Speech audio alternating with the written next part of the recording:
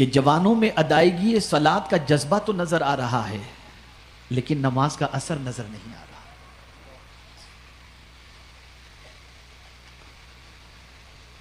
اس لیے کہ نماز تو بے حیائی اور بری باتوں سے روکتی ہے، لیکن ہم جب جائزہ لینے کے لیے نکلتے ہیں، سروے کرتے ہیں، سوچنے کی کوشش کرتے ہیں، تو اس نتیجے پر پہنچتے ہیں کہ نماز بھی پڑھ رہے ہیں، بے حیائی بھی کر رہے ہیں، نماز بھی پڑھ رہے ہیں اور پتہ نہیں رات کو کیا کیا دیکھ رہے ہیں، نماز بھی پڑھ رہے ہیں، لوگوں کا پیسہ بھی غبن کر رہے ہیں، نماز بھی پڑھ رہے ہیں، جھوٹ بھی بول رہے ہیں، نماز بھی پڑھ رہے ہیں، گالی گلوچ بھی کر رہے ہیں۔ تو کیا یہ تاثیر نماز کی 1400 سال پہلے کے لیے تھی، آج نہیں ہے؟ کہ 1400 سال پہلے نماز بے حیائی اور بری باتوں سے روکتی تھی اور آج نہیں روکے گی؟ تاثیر بدل گئی نماز کی؟ تو میں آپ کو سمجھاؤں، کچھ چیزیں ایسی ہیں جس کی تاثیر کبھی نہیں بدلتی، لیکن کچھ وجوہات کی بنیاد پر بدل جاتی ہے۔ مثال کے طور پر مرچ کو لے لیجئے آپ، مرچ کی تاثیر ہے کہ منہ جلا دے، کچی مرچ آپ کھائیں گے تو آپ کو تیکھا لگے گا، تیکھا پن اس کا محسوس ہوگا، تو تاثیر نہیں بدلی مرچ کی۔ برف کی تاثیر ٹھنڈک پہنچانا ہے یا ٹھنڈا ہونا ہے، اس کی بھی تاثیر نہیں بدلی۔ آگ جلانے کے لیے ہے، آج بھی جلاتی ہے آگ، اس کی تاثیر نہیں بدلی، لیکن ہاں تاثیر اس وقت بدلتی ہے جب ملاوٹ پیدا ہو جائے۔ اگر مرچ کے اندر اوریجنل کے ساتھ کچھ چیزیں ایسی مل جائیں جو تاثیر کو ضائع کر دینے والی ہوں تو مرچ اپنی تاثیر کو ختم کر دیتی ہے۔ ایسے ہی برف کے ساتھ کسی چیز کی آمیزش ہو جائے، تاثیر بدل جاتی ہے۔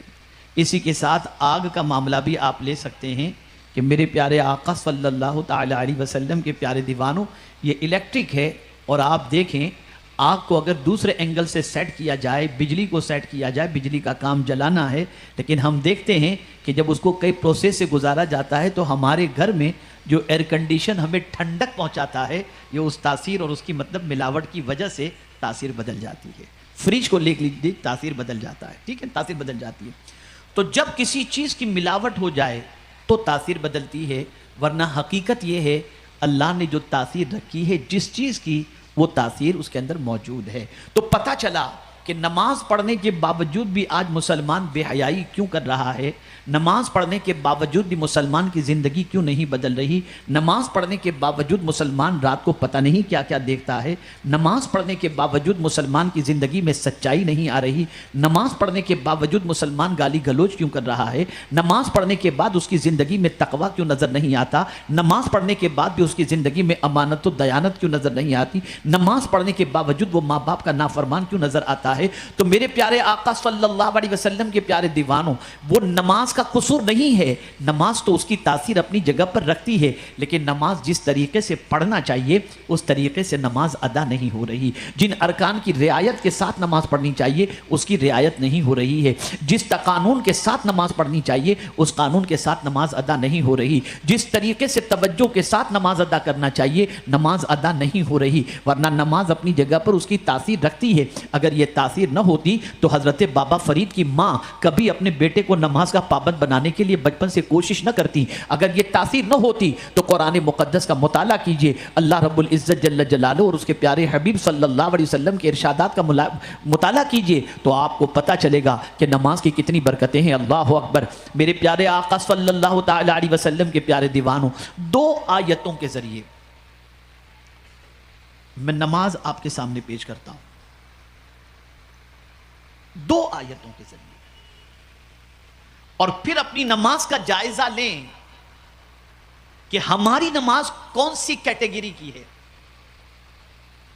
تو خود بخود سمجھ میں آ جائے گا کہ نماز کا اثر جو ہماری زندگی میں نظر آنا چاہیے کیوں نہیں ہے۔ پہلی چیز،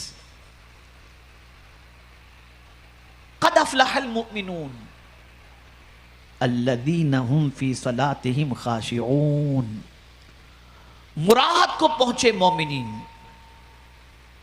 کون سے مومنین؟ الذین ہم فی صلاتہم خاشعون، جو نماز کے اندر خشوع اختیار کرتے ہیں، نماز کے اندر گڑ گڑاتے ہیں، نماز کے اندر آہوزاری کرتے ہیں. نماز جب ادا کرتے ہیں تو ایسا نہیں کہ رخ قبلے کی طرف ہے، بلکہ ان کا دل خدا کی طرف مائل ہوتا ہے. جہاں چہرہ اللہ کی طرف ہوتا ہے وہیں دل اللہ عز و جل کی طرف ہوتا ہے، اس کی محبت کے اندر ڈوبا ہوا ہوتا ہے.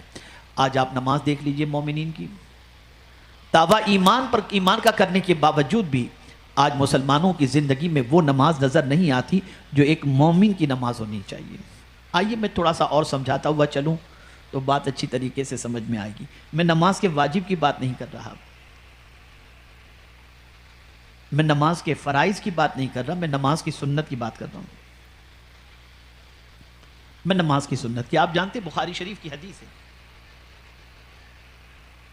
آقا کریم صلی اللہ تعالی علیہ وسلم نے ارشاد فرمایا، جب کوئی شخص نماز کی حالت میں تنہا پڑھ رہا ہو یا امام کے پیچھے، توجہ چاہوں گا، امام کے پیچھے پڑھ رہا ہو یا تنہا پڑھ رہا ہو، لیکن جب امام سورہ فاتحہ پڑھے اور سورہ فاتحہ کی تلاوت کے بعد، یا نماز پڑھنے والا سورہ فاتحہ کی تلاوت کرنے کے بعد جب ولضالین پر پہنچے تو ولضالین جیسے ہی امام نے پڑھی، یا نماز کی حالت میں جس کسی نے پڑھی، اور اس کے بعد جب اس نے آمین کہا تو چونکہ جیسے ہی وہ ولضالین مکمل کرتا ہے تو اس پر فرشتے آمین کہتے ہیں. میرے آقا صلی اللہ علیہ وسلم فرماتے ہیں اگر اس کی آمین جو ہے فرشتوں کی آمین کے ساتھ مل گئی تو اللہ اس کی مغفرت فرما دیتا ہے. امام شافعی کے نزدیک آمین زور سے کہنا ہے، احناف کے نزدیک آہستہ کہنا ہے. اسی کے ساتھ ساتھ ایک نماز کی اور سنت ہے، رکوع کے بعد کھڑے ہونے کے ساتھ جیسے ہی ہم کہتے ہیں سمیع اللہ لمن حمدہ، اکیلے پڑھ رہے ہوں یا امام کی اقتداء میں پڑھ رہے ہوں، تو امام جب سمیع اللہ لمن حمدہ کہے تب تو آپ کہیں گے اللہم ربنا ولک الحمد. لیکن اگر آپ اکیلے پڑھ رہے ہیں تو آپ کو سمیع اللہ لمن حمدہ اللہم ربنا ولک الحمد یہ دونوں پڑھنا ہے. اور اگر یہ پڑھنا فرشتوں کی اللہ کی تحمید کے ساتھ مل جاتی ہے تو اللہ تعالیٰ پڑھنے والے کی مغفرت فرما دیتا ہے. اب میں آپ سے پوچھنا چاہتا ہوں، نماز کی ان سنتوں کا خیال کس کو ہے؟ آقا کریم صلی اللہ تعالی علیہ وسلم نے ارشاد فرمایا، نماز اس طرح پڑھو جیسے تم خدا کو دیکھ رہے ہو، اور اگر یہ تصور نہیں تو یہ تصور کرو کہ اللہ تمہیں دیکھ رہا ہے. صوفیاء کرام فرماتے ہیں کہ جو لوگ نماز کی حالت میں ادھر ادھر دیکھتے ہیں، گھڑی میں کتنے بجے، پھر دیکھا پھر کون بازو میں آئے، دیکھا، اس طریقے سے کرتے ہوتے نماز کے اندر، تو صوفیاء کرام فرماتے ہیں جب کوئی نماز میں ادھر ادھر دیکھتا ہے نا، کبھی گھڑی دیکھ لی، کبھی دیوار، کبھی زیب و زینت، تو غیب سے ندا آتی ہے، میرے بندے کیا مجھ سے بھی کوئی خوبصورت ہے جسے تو دیکھ رہا ہے؟ کیا وجہ تھی کہ مولا علی کرم اللہ تعالی وجہہ الکریم کے پیر مبارک میں تیر لگ گیا؟ نکالنے جاتے تو تکلیف ہوتی. فرمایا جب میں نماز پڑھوں تو تیر نکال لینا، مجھے پتہ تک نہیں چلے گا. وہ مومن کی نماز تھی. ایسی نمازیں انسان کی زندگی میں انقلاب پیدا کرتی ہیں. پہلی چیز تو ہم یہ سمجھیں کہ ہم نماز پڑھتے کیوں ہیں. کیا کسی مسلمان کے ذہن میں یہ خیال آیا کہ نماز میں اس لیے پڑھوں کہ بے حیائی سے بچ جاؤں، نماز اس لیے پڑھوں تاکہ بدکرداری سے بچ جاؤں، نماز اس لیے پڑھوں تاکہ چوری چکاٹی سے بچ جاؤں، نماز اس لیے پڑھوں تاکہ غیبت سے بچ جاؤں، نماز اس لیے ادا کروں تاکہ بے حیائی سے بچ جاؤں؟ نہیں، ہمارے سامنے مقصد ہے ہی نہیں. ہمارے سامنے تو معاذ اللہ ثم معاذ اللہ ایک بوجھ اور ذمہ داری ہے.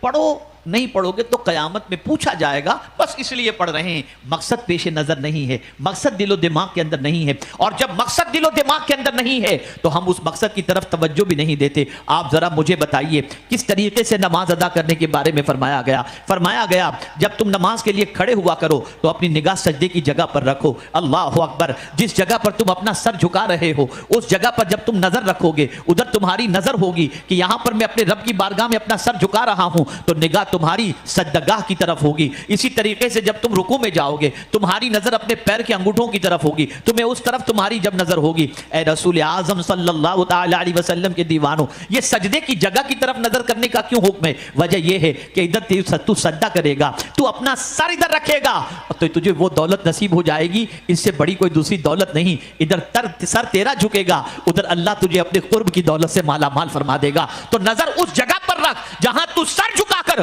خدا سے قریب ہو جا۔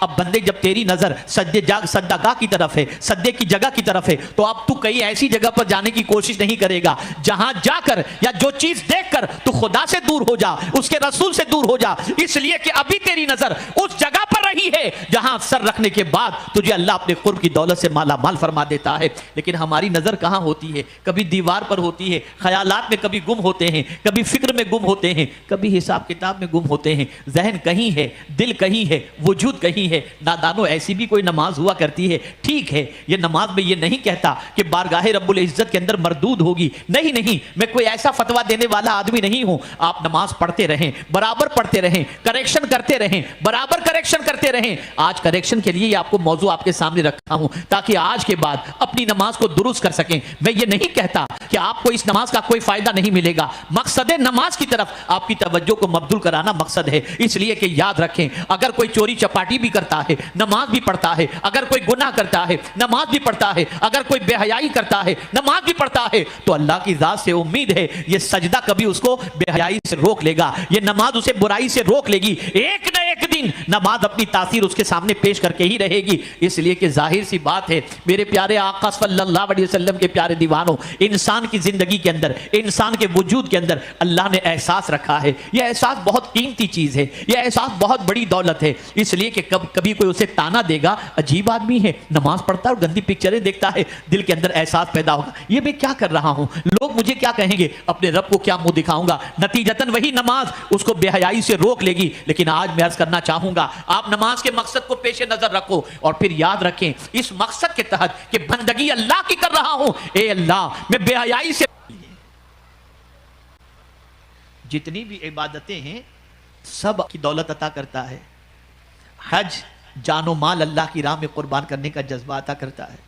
کوشش کی، آج ایک مسئلہ، میں جب سے موریشس سے آج پہنچا ہوں تب سے ایک مسئلے کے اندر ہی ہم لوگ سب الجھے ہوئے ہیں اور اسی میں گفتگو چل رہی تھی۔ میں نماز ظہر ادا کر رہا تھا اور مسلسل فون میں رب کی بارگاہ میں موجود ہوں، اگر کوئی ارجنٹ بھی ہوگا تو مولا کرم کی نظر فرما کر سب بہتر فرما دے گا۔ تھوڑی سی کوشش کی، تھوڑی سی محنت کی کہ اپنے آپ کو اس سے ہٹا کر میں اللہ کی بندگی کو صحیح طور پر کرنے کی کوشش کروں۔ اے رسول اعظم صلی اللہ علیہ وسلم کے دیوانوں، یہ جو ہماری سوچ ہوتی ہے نا، نماز میں ہے گھنٹی پہ جلدی جلدی فٹافٹ اٹھا کر کے ہیلو ہیلو ہیلو ہیلو، یہ سب بند کرو، یہ سب مت کرو۔ اللہ سے بڑا کون ہے؟ وہی کارساز حقیقی ہے، وہی معبود برحق ہے، وہی پریشانیوں کو دور کرنے والا ہے، وہی مصیبتوں کو دور کرنے والا ہے۔ ارے وہ کون سی مصیبت ہے جس کے ازالے کے لیے نماز نہ رکھی گئی ہو؟ آپ ذرا سوچو، سورج کو گہن لگے نماز پڑھو، بارش نہیں ہو رہی نماز استسقا، گناہ ہو گئے صلاۃ التوبہ، حاجت ہے تو صلاۃ الحاجت، آپ ذرا دیکھو تو صحیح، کوئی مر جائے تب بھی نماز کا حکم دیا جا رہا ہے۔ ہر مصیبت کا سولوشن تو انسان کے لیے اللہ نے نماز رکھی ہے، لیکن یہ مسلمان کیسا ہے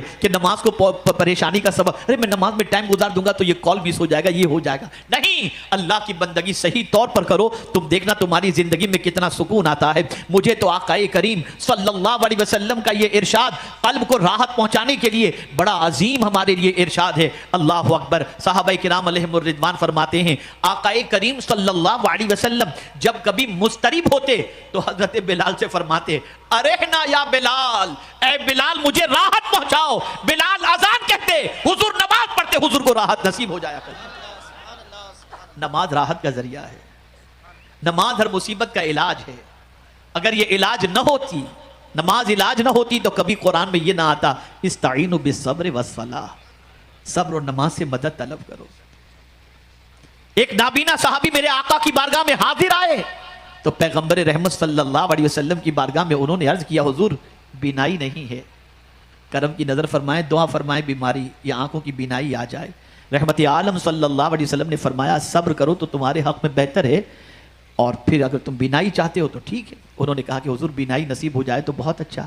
سرکار صلی اللہ علیہ وسلم نے پہلے 2 رکعت پڑھنے کا حکم دیا اور اس کے بعد دعا کا حکم دیا، پھر یہ دعا کرو۔ پہلے 2 رکعت، آپ مجھے بتاؤ کہاں نماز نہیں ہے؟ نماز کا اتنا حکم کیوں ہے؟ نماز کے سلسلے میں اتنی تاکید کیوں ہے؟ اور پھر ایک علماء تشریف فرمائے، یہ نہیں فرمایا گیا کہ نماز پڑھو، یہ کہا گیا اقیموا الصلاۃ، نماز قائم کرو۔ قائم کرنے میں اور پڑھنے میں فرق ہے۔ قائم اس وقت ہوگی جب سارے ارکان کے ساتھ ادا کرو گے، سارے حقوق کی رعایت کے ساتھ ادا کرو گے، اور یہی وہ عبادت ہے جو کبھی معاف نہیں، عاقل بالغ مسلمان پر کبھی بھی معاف نہیں، کبھی بھی معاف نہیں۔ کھڑے رہ کر نہیں پڑھ سکتے، بیٹھ کر پڑھو، بیٹھ کر نہیں پڑھ سکتے لیٹ کر پڑھو، لیٹ کر نہیں پڑھ سکتے اشارے سے پڑھو، اور اشارے سے بھی نہیں پڑھ سکتے تو دل سے نیت کر لو، لیکن معاف نہیں، معاف کسی صورت میں نہیں۔ لیکن اس کے ارکان کی رعایت کے ساتھ۔ میں ایک سوال اگر آپ سے پوچھوں، اس وقت اتنا بڑا مجمع ہے، کہ ذرا بتائیے کہ نماز کے مسائل کس کو صحیح طریقے سے یاد ہیں؟ اگر میں کوئی مسئلہ پوچھ لوں کتنے لوگ بتا سکیں گے؟ تو نماز کے مسائل تو بہت دور کی بات ہو گئی۔ فرائض بھی بہت ساروں کو یاد نہیں ہوں گے، واجبات بھی بہت ساروں کو یاد نہیں ہوں گے۔ اب آپ کو معلوم ہی نہیں ہے تو پھر اب آپ مجھے بتائیے کہ وہ نماز اثر کہاں سے دکھائے گی؟ اور معلوم نہیں ہے تو افسوس ہے ایسے مسلمان پر جو نماز کے مسئلے کو سیکھنے کے لیے تیار